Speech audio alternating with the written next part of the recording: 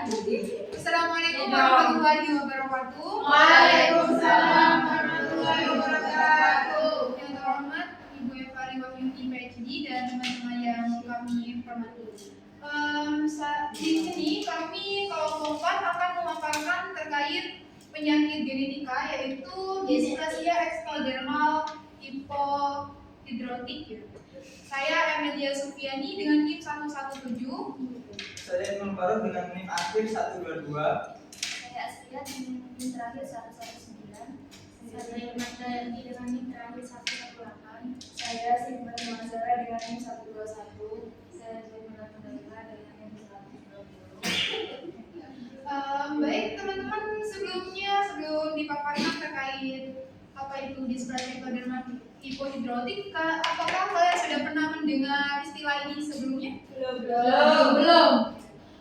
Baik, kalau seperti itu, mari kita pelajari apa itu displasia. Jadi displasia itu adalah kelainan genetik langka yang ditandai oleh perkembangan abnormal struktur ektoderma seperti kelenjar keringat, rambut, dan gigi. Jadi untuk penderitanya nanti dia akan bermasalah pada pertumbuhan rambut, gigi, dan bagaimana dia menghasilkan keringat gitu. Nah, biasanya penyakit ini itu lebih dominan terkenanya itu laki-laki karena dia terpaut kromosom X. Coba lihat sisi ini. Ini adalah diagram silsilah tiga generasi ya, dan ini saya peroleh dari generasi saudara saya sendiri. Jadi saya memahaminya langsung. Jadi bisa baca ya. Jadi yang kotak itu dia melambangkan laki-laki dan yang hitam itu melambangkan perempuan. Nah, untuk kotak yang hitam itu menandakan bahwa laki-laki tersebut terkena DH. Nah, jadi bude saya yang generasi pertama itu menikah dengan pada yang mengalami displasia.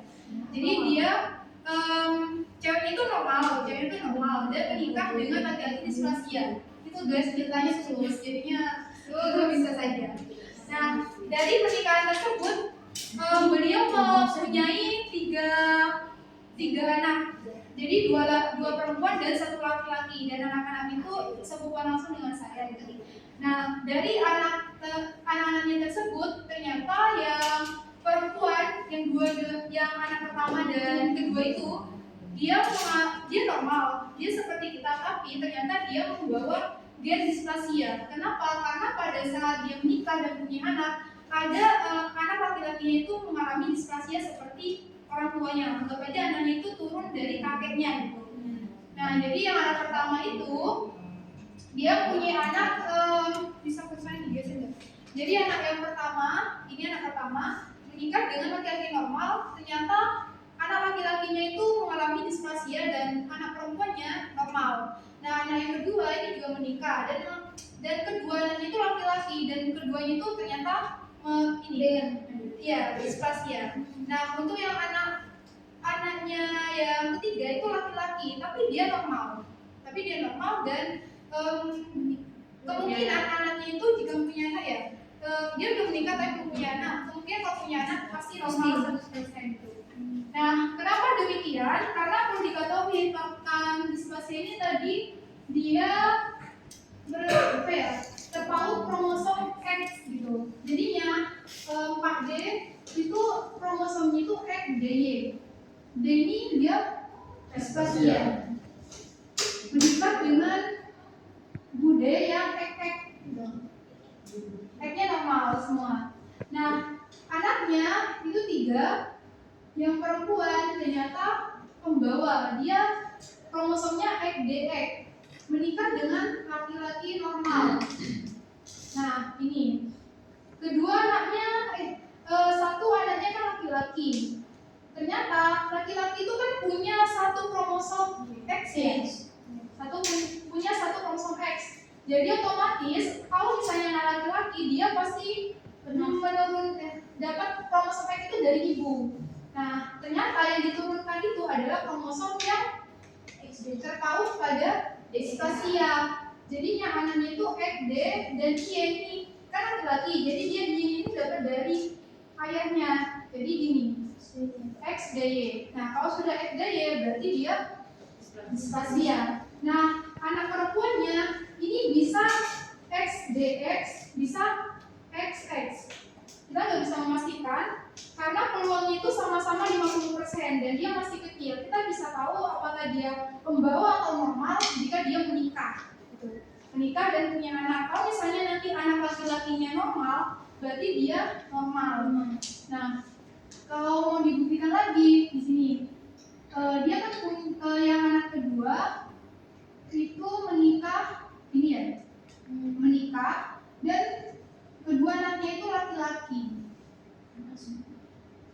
kena semua. XD, XDY, XDY. Nah, secara teoritis ini kan secara apa ya, faktual gitu, secara pengamatan langsung kehidupan. Nah, sebenarnya kalau secara teoritis sebenarnya di sini tuh sama-sama mempunyai peluang 50%. Jadi sebenarnya dia bisa punya anak laki-laki normal kalau dari secara teori. Tapi faktanya kedua anaknya itu sama-sama displasia.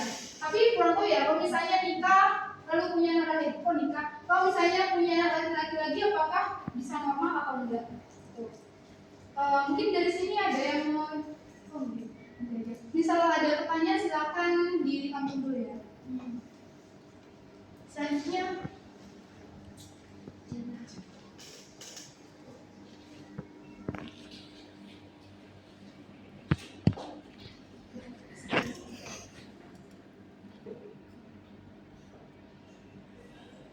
selanjutnya yaitu perubahan genetik. Yang pertama, mutasi genetik utama yang menyebabkan DH mengakibatkan gen EDA, EDAR, dan EBAR-ABB yang berperan dalam pembentukan jaringan ektodermal seperti rambut, gigi, dan juga kelenjar keringat.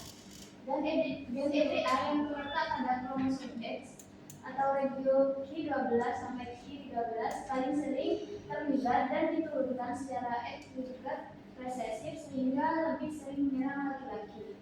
Mutasi pada gen EBAR atau EBAR-ABB dapat diturunkan secara autosomal dominan atau resesif yang menyebabkan gangguan pada jalur sinyal antara ektoderm dan mesoderm saat pembentukan embrio.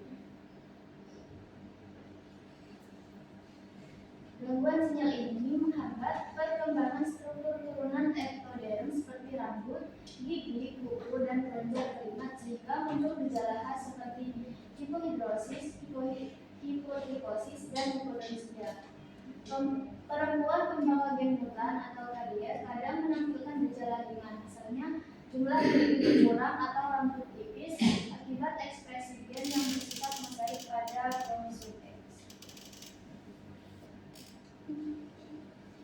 Baik, selanjutnya yaitu gejala yang dialami oleh penderita yang mengalami DH ini. Yang pertama yaitu ada hipohidrosis, yang kedua yaitu hipotrikosis, yang ketiga hipodonsia, dan yang terakhir itu dismorfik. Nah, yang pertama yaitu hypohidrotik merupakan tipe DE yang paling umum di mana penderita ini ditandai dengan penurunan fungsi pada struktur kelenjar keringat. Jadi penderita DH ini sulit mengeluarkan keringatnya. Yang kedua yaitu hipotrikosis. Nah, hipotrikosis ini merupakan kondisi yang sangat langka, yaitu penderita sulit mengalami pertumbuhan pada rambut maupun bulu pada sekujur tubuh. Dan yang ketiga yaitu hipodonsia, merupakan kondisi di mana penderita itu tidak ada gigi maupun antara gigi sulung dan juga gigi permanen. Dan yang terakhir yaitu dismorfik, merupakan kondisi fisik dengan dahi besar dan menonjol, tulang hidung datar atau pelana, bibir tebal, dan juga dagu lancip. Bisa dilihat pada foto yang di atas. Nah, giginya ini, iya, terus rambutnya ini kayak tipis banget gitu. Sudah.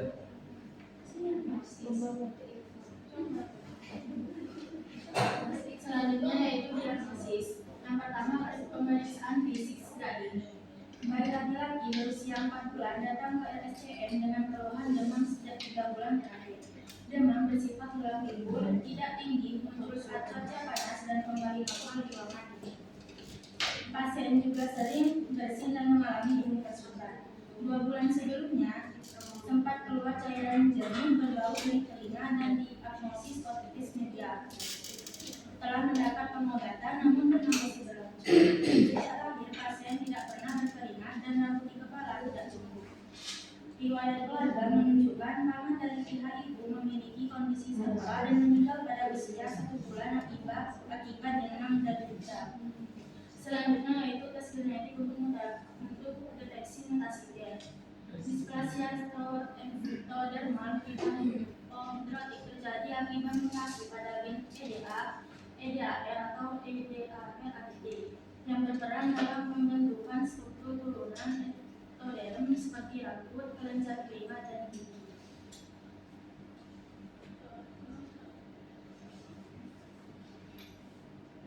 Selanjutnya yaitu penanganan. Yang pertama yaitu ventilasi tubuh agar tetap sejuk, yaitu dengan cara menghindari paparan panas berlebihan untuk mencegah dehidrasi dan juga iritasi kulit. Yang kedua yaitu ada intensif gunakan pelembab, yaitu membantu mengurangi kekeringan dan rasa gatal pada kulit serta mencegah keretakan kulit. Dan yang ketiga yaitu rekonstruksi gigi tiruan awal. Orang yang mengalami DEH ini kan itu giginya tuh tidak tumbuh full ya, dan juga itu bentuknya tidak normal, ada yang bentuknya seperti tadi seperti segitiga atau kerucut. Nah itu diperlukan menggunakan gigi tiruan awal agar bisa lebih mudah mengunyah, bersosialisasi dengan baik, dan juga meningkatkan kepercayaan diri. Dan ini dianjurkan menggunakan gigi tiruan awal sejak umur 3-4 tahun. Untuk yang keempat yaitu aplikasi terapi kausal FCDA replacement terapi. Nah, jadi teman-teman di dalam tubuh kita itu ada yang namanya protein EDA1. Nah, protein EDA1 ini berperan penting dalam perkembangan ectodermal, yaitu lapisan terluar dari embrio yang nantinya itu akan membentuk struktur seperti rambut, gigi, kulit, kelenjar telinga, dan juga kuku. Nah, orang yang menderita DEH ini itu protein EDA1-nya itu hilang dan atau rusak. Nah, jadi terapi kausal ini berfungsi untuk menggantikan protein EDA1 yang hilang dan rusak pada penderita DEH ini. Nah, pada penelitian itu dilakukan menggunakan 2 cara, yaitu prenatal dan juga postnatal. Nah, prenatal itu teman-teman dilakukan ketika dia ada di dalam kandungan, dan postnatal itu ketika dia dilahirkan. Dan hasilnya ketika postnatal atau setelah melahirkan itu terapi ini itu tidak efektif. Dan ketika diberikan prenatal atau ketika dalam kandungan itu hasilnya efektif, dan efektif ketika diberikan pada saat usia kehamilan itu 26 minggu ke atas. Dan anak yang melakukan terapi kausal ini hasilnya itu dia bisa mengeluarkan keringat dengan baik dan menetap selama 6 tahun, dan juga giginya itu lebih banyak daripada anak yang tidak melakukan terapi ini. Dan untuk yang postnatal itu tidak efektif. Selanjutnya yaitu laser CO2 fraksional dan juga saraf triamcinolon. Nah, jadi teman-teman ada kasus orang yang mengalami DEH ini sejak kecil itu ada ruam di wajahnya, dan dilakukanlah metode terapi ini yaitu laser CO2 fraksional. Nah, laser ini yaitu berfungsi untuk mengelupas kulit bagian luar dan juga membantu merangsang pembentukan kulit baru. Nah, lalu saraf triamcinolon ini dioleskan di kulit dengan bantuan laser ini agar lebih efektif penyerapannya. Berdasarkan hasil penelitian ini, orang yang tadi awalnya ruam wajahnya itu menjadi halus dan juga papulnya berkurang.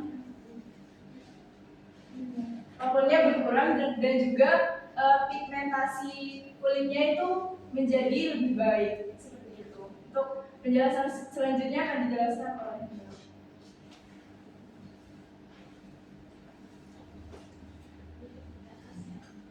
Selanjutnya ada dukungan dan edukasi. Yang pertama ada edukasi prostetik dan perawatan, yang dimana pemberian informasi pada orang tua mengenai itu yang terlibat dalam pembuatan protesa gigi.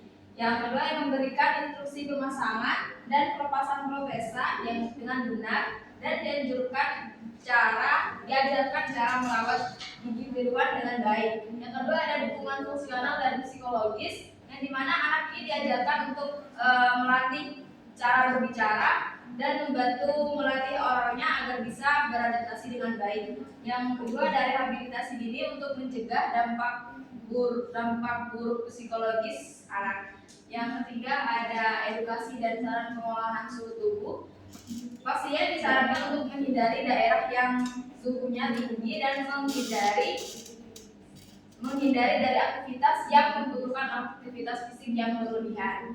Keluarga pasien diberitahu tentang berbagai teknis untuk mengurangi suhu tubuh anak jika diperlukan dengan cara misalnya olahraganya itu dengan olahraga berenang.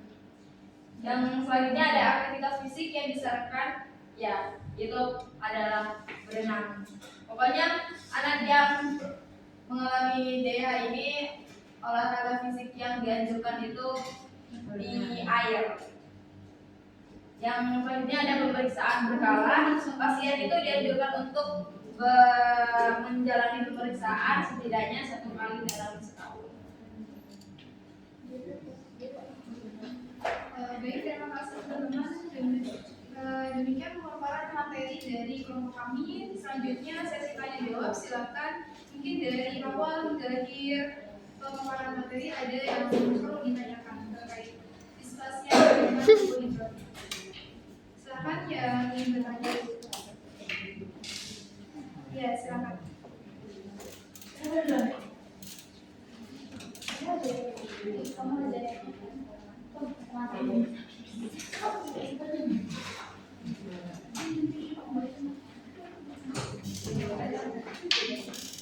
Baik, Ya, silakan.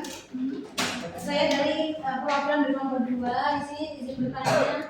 Itu di bagian penanganan. Ya. Nah itu kan disebutkan yang bagian terapi FCEDA itu.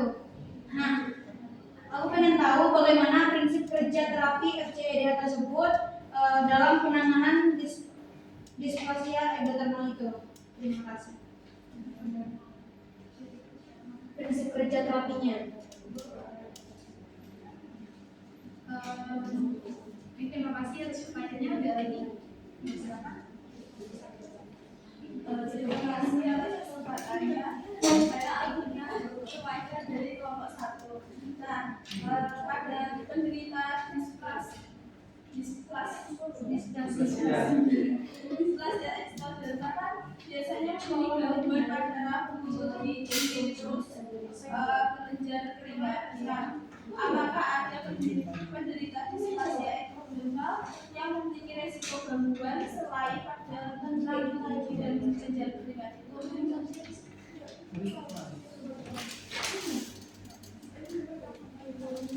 Baik, terima kasih atas pertanyaannya. Izinkan kelompok kami untuk berdiskusi terlebih dahulu.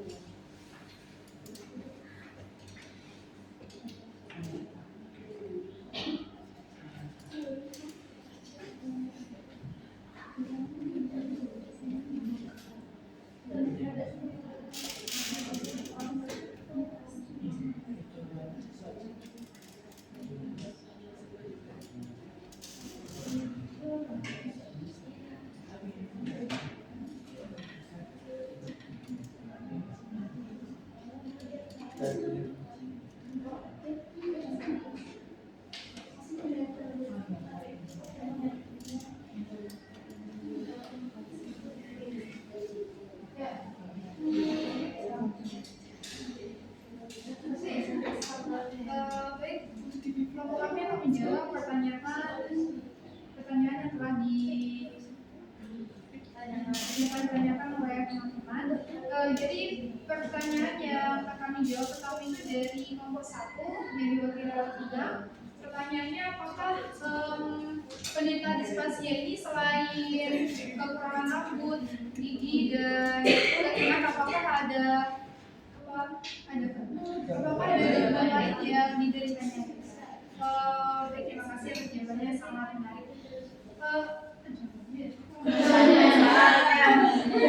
Terima kasih atas pertanyaannya, sangat menarik. Jadi yang dipaparkan tadi itu adalah gejala sebagian besar yang tampak secara fisik. Jadi kalau kita misalnya melihat displasia itu yang kita lihat kan fisiknya pertama. Nah, biasanya itu kita tahu mereka displasia dari rambutnya yang yang kurang, pertumbuhan kurang, bahkan bisa tidak ada atau botak. Nah, giginya juga itu bisa tidak ada sama sekali.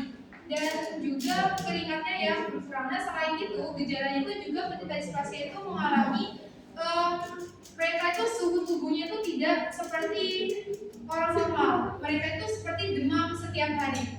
Nah, menurut berdasarkan pengalaman dari saudara saya yang mengalami displasia itu, dia tuh kan kondisinya demam terus, tapi dia bisa beraktivitas normal. Maksudnya tuh dia kondisinya kalau misalnya dibanding ke kita itu bisa dibilang dia sakit, tapi menurut kalau dibandingkan ke sesamanya itu dia sebenarnya gak demam gitu. Tapi karena hal tersebut mereka tuh gak bisa pakai baju kering. Gara-gara badannya panas ini mereka pakainya tuh kalau misalnya mau pakai baju dibasahin dulu. Dan itu berulang. Biasanya baju itu bakal kering di badannya. Kalau misalnya udah kering pasti dicelupin lagi ke air gitu. Dia kondisinya demam. Selain itu kukunya. Nah, kukunya itu kalau kuku kita kan gini ya. Nah, kuku mereka itu bisa terlalu tebal atau terlalu rapuh. Jadi kayak bisa mencopot gitu, gampang copotan. Ya, gampang copotan. Terus Dan gara-gara kering itu kayak kulitnya itu sampai kayak di ininya garis tangannya itu kotak-kotak dan kering banget. Mungkin dari itu mau menambahkan dia kayak besi sih. Baik, izin menambahkan seperti yang telah dijelaskan oleh saya tadi, merujuk dari Evelyn tahun 2023, selain gejala pada kekurangan entah itu dari kelainan keringat atau kelenjar keringat, gigi dan juga rambut. Nah, ternyata itu ada juga, yaitu dysmorphic merupakan kondisi fisik dengan dahi yang besar dan juga menonjol, tulang hidungnya itu datar atau pelana, bibir tebal dan juga dagu lancip.